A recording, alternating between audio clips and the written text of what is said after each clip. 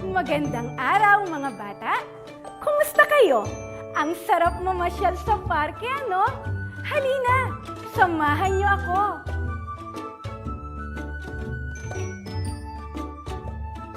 Ang dami nating nakikitang iba't ibang tao at bagay sa paligid. Mabuti pa, maglaro tayo at matuto. Mayroon akong isa sa larawan ng mga bagay na nasa aking paligid. At kailangan ninyong tukuyin kung ano ang bagay na inilalarawan ko. Makinig ng mabuti, simulan na natin! Una, kadalasan ito ay mataas. Nagbibigay ng lilim kapag araw ay masikat. Kadalasan, ito'y nagbibigay din ng pagkaing masarap. Ano ito? Mahusay! Ito ay puno! Sunod naman, ito ay isinusuot ko sa pagpasok sa paaralan at pagpunta sa simbahan, gamit sa paa upang di masugatan. Ano ito? Magaling! Sapatos! Ang sunod naman ay mapagmahal at maalaga sa aming magkakapatid. Nais niyang kami ay kapiling sa bawat sandali. Sino siya? Kung ang sagot mo ay si nanay, tama ka na naman! Magaling! Ang sunod na bagay naman ay malamig na, masarap pa. Bagay na bagay sa tag-init. Ano ito? Ice cream o sorbetes ba kamo? Tama! Paborito mo siguro ito. Panghuli, ito ay kadalasan mahaba kung ito ay bago pa. Subalit, umiiksi sa katatasa. Magaling! Lapis nga ito, tulad ng madalas na ginagamit mo. Napakahusay! Natukoy mong lahat ng inilalarawan ko. Madali lang, hindi ba? Ang mga bagay na ito kasi ay madalas nating nakikita at nakakasalamuha sa araw-araw. Kaya naman, naging madali na matukoy ang mga ito. Nako, mukhang handang-handa na kayo para sa ating aralin sa araw na ito. Tara, magsimula na tayo!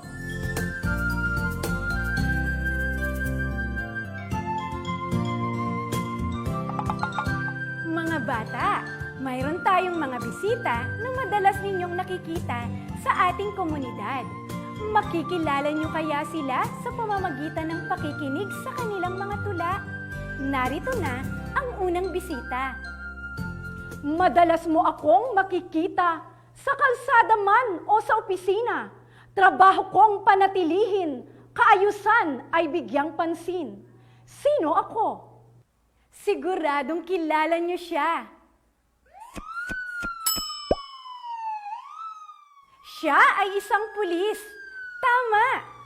Madalas natin silang nakikita na nakabantay para siguraduhing ligtas ang ating komunidad.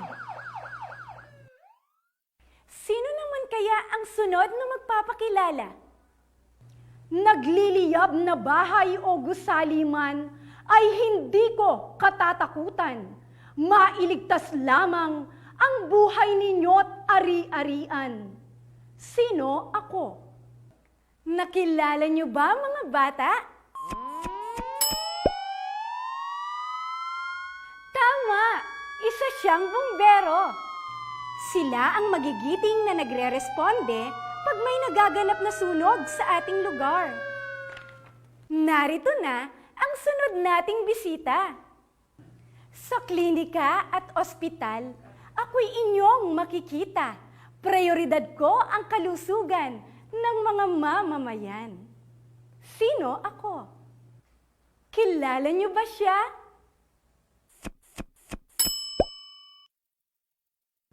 Isa nga siyang doktor. Magaling!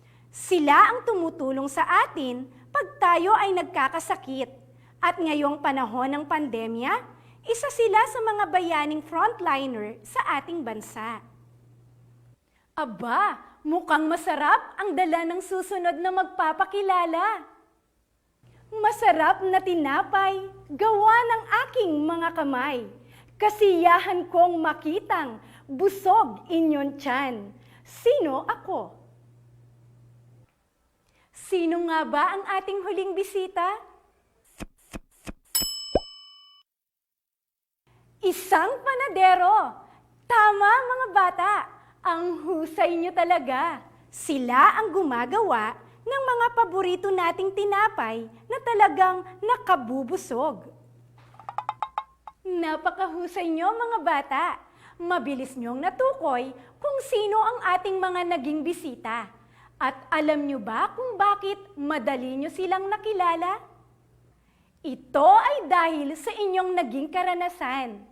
Lalo na at madalas niyo silang makita sa ating komunidad. Dahil sa mga karanasang ito, mas madali niyong naunawaan ang teksto ng mga tula sa kanilang pagpapakilala.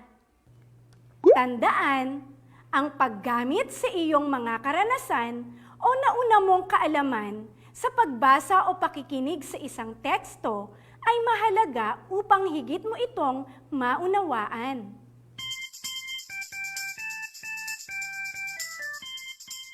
Matapos ang tulaan, tayo naman ay magkwentuhan. Mahilig ba kayong magbasa o makinig ng mga kwento? Maaaring ito ay kwento ni nanay o tatay, maging ni ate o kuya, o kaya naman ay mga kwento ni lolo at lola. Ano ba ang paborito mong kwento? Mga kwentong nakakatawa o kwentong nakakatakot? Alam ko na, syempre, mga kwentong pambata. Gusto nyo ba makarinig ng isang kwento? Alam kong gustong-gusto nyo ito. Pero bago ako magkwento, subukin muna natin kung alam ng bawat isa ang mga bagay na dapat tandaan sa pakikinig ng isang kwento. Piliin ang check kung ang babanggitin ko ay tama at X kung ito ay mali. Kayo ay bibigyan ko ng 10 segundo para sagutin ang mga ito. Handa na ba kayo? Magsimula na tayo. Makipagkwentuhan sa katabi. Check o X? Kung ang sagot mo ay X, magaling! Tama ang iyong sagot. Tandaan, makinig mabuti at huwag makipagkwentuhan sa katabi kapag may nagkukwento. Ikalawa, tumingin sa nagkukwento. Check o X? Ano ang iyong sagot? Parinig nga. Tama! Ito ay check. Dapat natin bigyang atensyon at tayo ay tumingin sa taong nagkukwento. Ikatlo, tandaang mabuti ang mga tauhan ng kwento. Check o X? Check! Tama! Mahalaga na tandaan ang mga tauhan para mas maunawaan ang isang kwento. Ikaapat, tandaan ang mga mahalagang pangyayari sa kwento. Check o X? Ang tamang sagot ay check! Tandaan natin ang mga mahalagang pangyayari sa kwento upang masagot natin ang mga tanong pagkatapos niyong mapakinggan ang kwento. Heto ang ikalima, para sa inyo ito. Maglaro habang may nagkukwento. Check o X? Ang tamang sagot, X! Mali ito, kaya wag na wag makipaglaro kapag may nagkukwento. Sa halip, makinig ng mabuti. Ngayon, maliwanag na ba sa inyo ang mga dapat tandaan sa pakikinig ng isang kwento, mga bata? Mukhang handa na kayo. Meron ba sa inyong may alagang hayop? Katulad ng aso, pusa, o di kaya naman ay isang napakagandang ibong umaawit? Kung meron, matutuwa kayo sa kwento ko dahil ito ay tungkol sa isang kakaibang alaga. Ito ay may pamagat na Kakaibang Baboy ni Kel na isinulat ni Christina T. Fangon. Makinig at alamin natin bakit nga ba kakaiba ang alagang baboy ni Kel. 8 taong gulang pa lamang si Kel ay natutuhan na niyang mag-alaga ng isang baboy. Kakaiba ang baboy na alaga niya. Hindi ito lumalaki. Hindi rin tumataba. Subalit, ito ay bumibigat. Ito ay isang alkansya. Dito niya itinatabi ang sobra niyang pera. Tuwing hapon, pagkagaling sa paaralan, ay binibisita niya ang kanyang alkansyang baboy at hinuhulugan ito. Natutuwa siyang marinig ang tunog mula dito. Ang perang kanyang naiipon ay inilalaan niya para sa kaarawan ng kanyang ina. Lumipas ang mga araw, sumapit na ang kaarawan ng kanyang ina. Kinuha niya ang kanyang baboy, inalog-alog hanggang sa makuha ang lahat ng laman nito. Tinapik-tapik niya ito at sinabi, "Pangako, pabibigitin kitang muli." Nakalabas ng umiti si Kel at bumili ng isang pulang blusa kasama ang kanyang Kuya Clarence. Nagustuhan niyo ba ang kwento? Naunawaan niyo na ba kung bakit kakaiba ang alagang baboy ni Kel? Dahil mukhang nakinig kayong mabuti, siguradong madali yun lang masasagutan ang mga sumusunod na tanong tungkol sa kwentong napakinggan. Dito sa Suriin Natin. Para sa unang tanong, sino ang pangunahing tauhan sa kwento? A. Clarence. B. Nanay. C. Kel.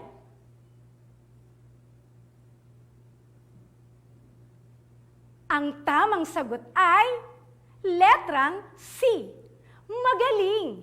Si Kel ang pangunahing tauhan sa kwento. Para sa ikalawang tanong, totoo bang baboy ang alaga ni Kel? A. Opo. B. Hindi po. C. Ewan ko po. Ano ang inyong sagot? Mahusay! Ang tamang sagot ay letrang B. Hindi totoong baboy ang alaga ni Kel. Sunod na tanong. Sa palagay mo, saan kinukuha ni Kel ang ipinanguhulog niya sa kanyang alkansyang baboy? A. Pinupulot sa daan. B. Hinihingi sa nanay. C. Sobra sa kanyang baon. Letter C. Tama ka na naman. Ito ay sa sobra sa kanyang baon. Ika-4 na tanong. Ano ang alaga ni Kel? A. Alkansyang aso. B. Alkansyang manok. C. Alkansyang baboy. Ang tamang sagot ay letrang C. Tumpak! Ito ay isang alkansyang baboy. Ika-5 tanong. Anong katangian ni Kel ang ipinapakita sa kwento? A. Magastos. B. Masayahin. C. Mapag-ipon. Kung ang sagot nyo ay letrang C, Tama ka na naman! Si Kiel ay isang batang mapag-ipon. Para mas maunawaan ang isang kwento, makatutulong kung iuugnay natin sa ating sariling karanasan ang mga pangyayari dito. At sigurado ako, iyon ang ginawa ninyo, kaya naman napakahusay nyo sa pagsagot. Palakpakan nga ang ating mga sarili. Mayroon tayong mga karanasan na maihahalin tulad sa ating nabasa o napakinggang kwento. Kayo mga bata, tulad din ba kayo ni Kiel na gustong pasayahin si nanay o tatay sa kanilang kaarawan? Siyempre naman, oo. Pero kung wala pa kayong naipong pambili ng regalo tulad ni Kiel, alam nyo ba na pwede nyo pa rin silang pasayahin sa araw na ito? Sa pamamagitan halimbawa ng pagbibigay ng sulat o card na sarili ninyong gawa. Siguradong kahit simple lang ang iyong regalo, ay magugustuhan at ikatutuwa ito ng iyong nanay o tatay. Napakarami nating natutuhan ngayong araw. Samahan niyo muli ako sa susunod para sa kapanapanabik na kwento at gawain para sa inyong pagkatuto. Kaya laging tumutok dito sa asignatura kung saan Filipino ang bida. Muli, ako si Ma'am Lynn na nagpapaalala lagi sa inyo, walang bagay na mahirap sa taong may pangarap. Hanggang sa muli!